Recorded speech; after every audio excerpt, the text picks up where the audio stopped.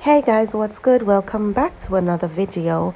Don't forget to like, comment, subscribe, and share. Turn on your post notification. Today we will be talking about Danita Smith.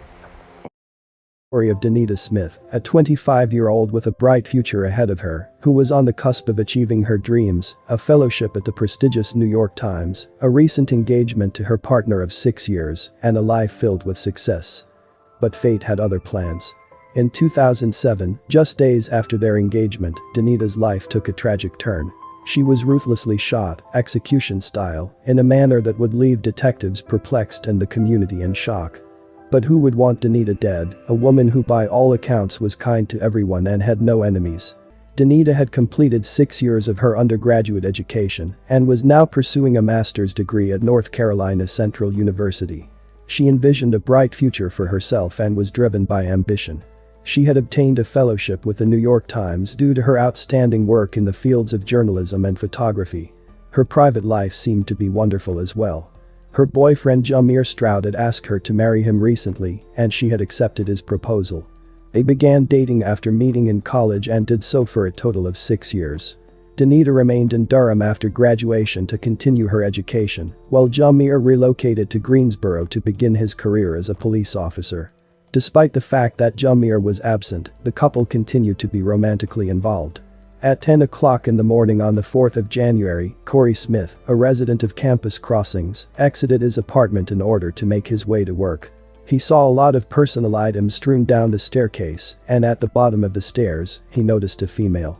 Because she was laying in such a manner, he thought that she must have fallen down the steps. Corey saw that the lady was not breathing, so he dialed 911 and after looking at the woman's belongings, provided the woman's name to police. She was identified as Danita Smith. Sadly, when police arrived, they pronounced Danita dead. She had been shot in the head. Police received another call around the same time. Michael Hedgepeth, who works as the maintenance director at the Campus Crossings apartments in Durham, reported hearing a gunshot around 8:10 in the morning.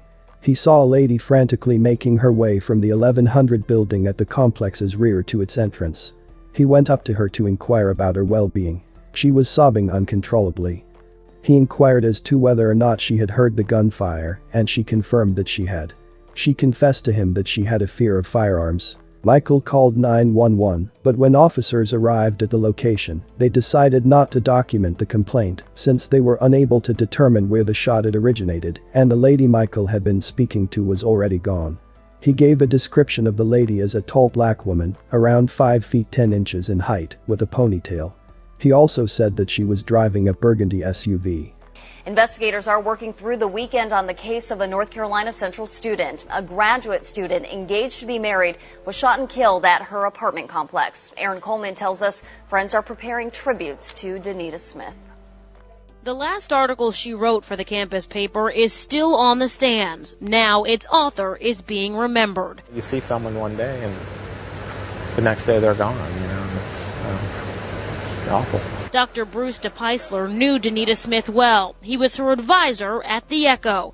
Smith was a graduate student at NC Central. Her body was found Thursday morning at the bottom of a stairwell at her off-campus apartment. People want to know, they want the details, and it's gone from bad to worse. What witnesses first thought was an accident quickly turned to a murder investigation.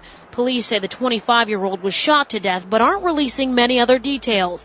Investigators want to talk to a woman seen driving away from the apartment complex that morning around 8:30, an hour and a half before a maintenance worker found Danita Smith's body. We're all shocked. When we first found out, we were devastated. Shelby Brown was a fellow writer at the paper. Why? I think that's a big question right now is why. Durham police say they're working on answering all the questions about what happened that day. In the meantime, friends choose to remember the good. Dozens are posting messages to a Facebook page dedicated to Danita Smith's memory, and the newspaper where she worked for so long will honor her in its next issue. You have to learn from it. What's the lesson? The lesson is when you see a human being, be kind to him because you might never see him again. Not only was she loved by her family, but she had another family, the Eagle family, the Campus Echo family, that loved her as well. Law enforcement broke the news to Jamir, who then spent the day with both his own family and Danita's family. Police inquired as to Jamir's whereabouts that morning. He said that since he had worked the night before, he was sound asleep in bed. He informed police that he knew a lady who drove a burgundy SUV when he learned that they were searching for a female who was driving one. He reported the woman to be Shannon Crawley, a single mother of two. Danita had never even met Shannon and had no idea who she was. Shannon was nonetheless aware of who Danita and Jamir were.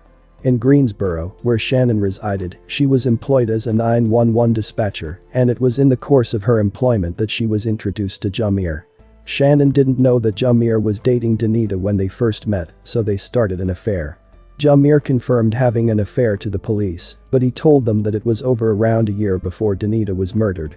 When the police questioned Jamir about a possible motive for Shannon's desire for Danita's death, he said that Shannon would not leave him alone after they broke up.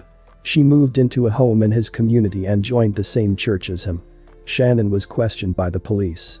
She said that she had never met Danita and that the only time she had seen her was at church 2 weeks before Danita's death. She said that she may have only seen Danita's photo once or twice previously.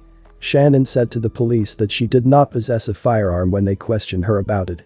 She said that she had to stay home from work on the morning of January 4 because her kid was ill, but she did report to her job later that day. When the police examined Shannon's SUV, they discovered that the steering wheel had gunshot residue on it. An individual who worked with Shannon contacted the authorities. He confessed to the police that he had sold Shannon a firearm. After being taken into custody, Shannon was charged with murder in the first degree. Again tonight with breaking news out of Durham.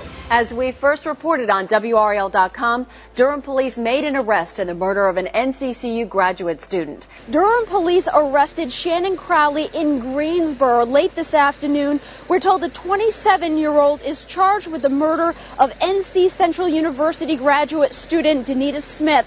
Now, we just got video a few moments ago of the suspect being led into the police station. You can see Crowley is being escorted in cuffs and shackles into the police station. She kept her head down and made no comment. We're told that they made the arrest after searching her car and her house. We've also learned tonight that Crowley was an employee of the Guilford Metro 911 department, but we're told that she was suspended back on January 6th of this year after being named a person of interest in this case. Now, Smith, the victim, who was wrapping up her thesis and engaged to be married, was found dead on Friday. She was shot to death in the stairwell of her off-campus apartment here in Durham. Tonight, there is no word on the relationship between the suspect and the victim, and investigators will not discuss any motives at this time. However, they do say that it does not appear to be a random act of violence. The university did issue a statement this evening which reads, "What happened to Danita was unconscionable. She was an outstanding and promising young student whose life has been cut short. The arrest of a suspect will help us begin the healing process." Again, an arrest has been made in the Danita Smith murder case. The prosecution said that Shannon had an unhealthy fixation with Jamir, which led to her stalking Danita out of jealousy. Shannon pled not guilty and went to trial. According to the testimony of State Bureau of Investigation Forensic Weapons Specialist Agent Scott Jones, the murder weapon was likely a .38 caliber revolver. Shannon claimed she didn't own a gun, but her co-worker, Ronald Simpson, testified that he sold Shannon a .38 caliber Taurus special revolver in October 2006. Odd in a lie, Shannon claimed that she tossed the gun and the ammo in separate trash dumpsters shortly after receiving them, but the police found neither item. It was revealed that Jamir owned 2 firearms, none of which matched the murder weapon. Examination of Shannon's phone records revealed that she made phone calls from the area of Durham near the campus crossing apartments both the day before and the day Danita was shot. The prosecution characterized Shannon as a vengeful person. To prove this, they presented evidence that on June 20, 2008, after Danita had passed away and Shannon was still out on bail, she reported to the police that Jamir had sexually assaulted her. She said that he came to her residence in Charlotte between the hours of 2:30 and 5:30 that morning and sexually assaulted her there.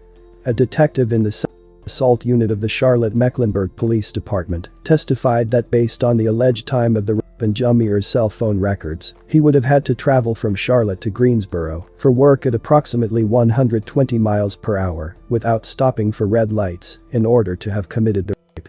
An examination of a rape kit yielded negative results for the presence of semen.